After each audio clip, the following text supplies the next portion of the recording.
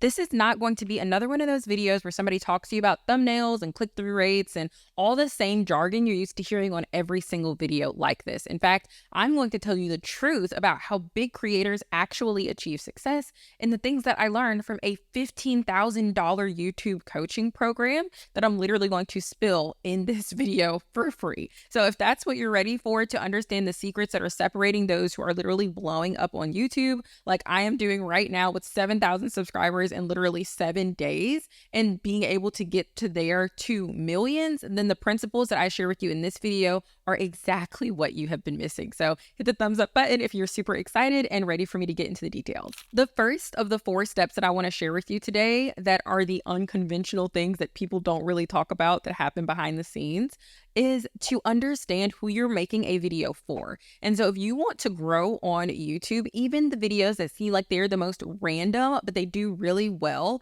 it is specifically because they understand who they're making the video to. Even something that seems as random as Mr. Beast content or an ASMR channel, they understand that they are making a video for someone who is watching their video for a particular reason. And so you have to go into thinking about how you're creating content, not as a creator or an artist, but you have to think of it as a servant, as a business owner, as somebody who is helping someone else solve their problem. And even if your video isn't how to do X, Y, and Z, even the person who's doing an ASMR channel is still helping the person who's watching it to solve their problem. Maybe they're listening to it to go to sleep. Maybe they're doing a mukbang because the person that they're eating with is lonely and they would like someone to eat with because they're normally by themselves. It doesn't matter what your niche is or who your customer or audience is. All that matters is that you understand them. You understand why they are there and why they would want to watch the video that you're putting up. And so you can't just think, what do I want to talk about today? You have to think, what does the person that I'm making this video for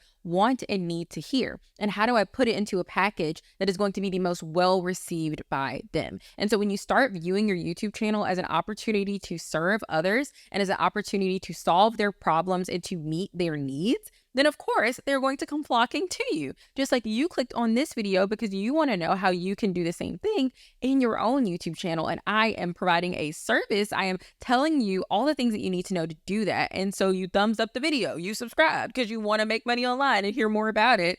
And that is the way that it goes with your channel too. So tap into that. And I promise you that when you start looking at it that way, it'll change everything.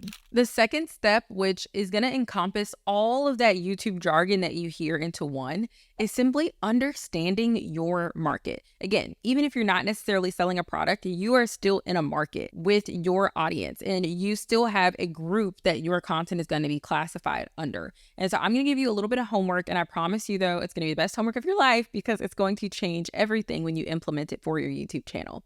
I want you to compile a list of the most successful YouTube channels in your niche, and not from 15 years ago. Make sure that they are still having content that is performing really well within the last 2 years. And then I want you to just start studying them. Look at their thumbnails, look at their titles, look at the videos and listen to their hooks and what they're doing at the beginning of the videos. Take note of their editing style or their backdrops, everything about the video, their audio quality. And again, you're going to find some variance here. You don't necessarily need to be comparing someone level 20 with your level 1, but the things that are common denominators, that's what I want you to take note of. And I'm going to give you an extra little cheat code here. And that is to actually start writing down the titles of their top performing videos of the last 2 years and compile a document. Then you're just going to copy that and you're going to put it in ChatGPT and ask ChatGPT to point out all the similarities between those titles. And then you can even ask it to create a title formula or create 5 or 6 title formulas for you based on what is working well. And this is why this is the best option for this above any other advice you're going to get about titles and thumbnails and stuff, is because it's going to be so different depending on who your niche is and who your target audience is. And so if I give you advice that helps with the, kind of self-help, Christian business, financial improvement, like social media, the kind of realm that I'm in, that may not be true for the photography realm. Those things may not be true for the dog training realm or the interview realm. And so that's why you have to study the other people who are actually on you. And one of the biggest things to look at as well is not just things that you search up, but look at what's coming up with your recommended. Look at what videos are being recommended and that YouTube is actively pushing out, because that is the way that people are actually going viral, not by things that people can type in using something you may have heard of called SEO, search engine optimization, which is what a lot of people think that the gold is. But the gold on YouTube is having YouTube push out your videos itself. And that is how I was able to, one of the biggest reasons I was able to get 7,000 followers or subscribers in 1 week is because YouTube itself was promoting my video, because I followed those principles. I studied what was working well in my niche. And then I did step number 3. So step number 3 is to use the proven blueprint plus your authentic voice. This is truly the secret formula. And so what I mean by that is you have now gathered the blueprint by figuring out who your audience is and how you're going to help them, what problems you're going to help them solve. And you've also figured out what is the standard for your niche, for your industry, for the people who are creating in the same space as you, right?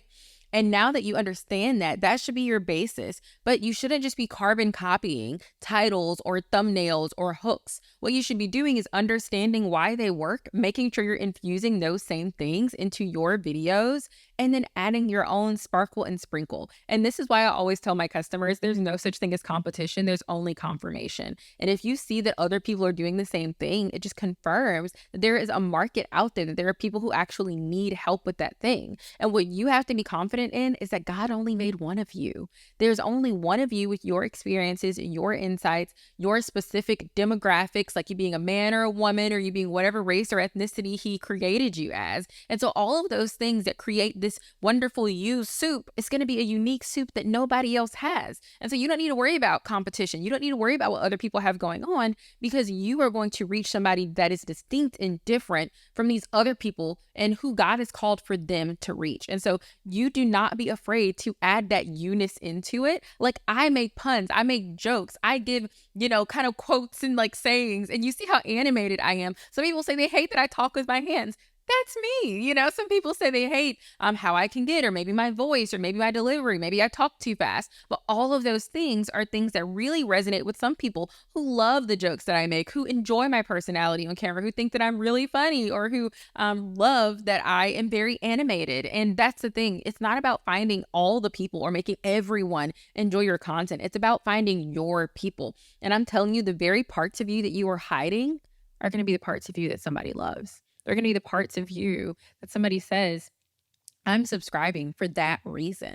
For me, one of those things was my faith. For so long, I battled with talking about my faith in relation to business, but I said, that's me. My identity is in Christ. And just as many people will click off this video for me saying that, there will be just as many, if not more, who will stay on and subscribe, because they have been looking for not just business advice, not just social media advice, not just self-help and improvement advice, but they've been looking for advice from a biblically grounded perspective. And now that they have found it, they are so happy. And you can comment below if that's you. I'd love to chat. And they're so happy that they found a place that is a good fit for them. And so do not be scared to add your unique voice, because in that you're going to call out to those people who are uniquely assigned to be learned and to learn from and to be taught by you in this thing that God has gifted you at and in this problem that you are solving for them. And before I tell you the 4th thing, there is something that you should know, is that I didn't only get 7,000 subscribers in 1 week. I also made over $50,000 in cash that same week,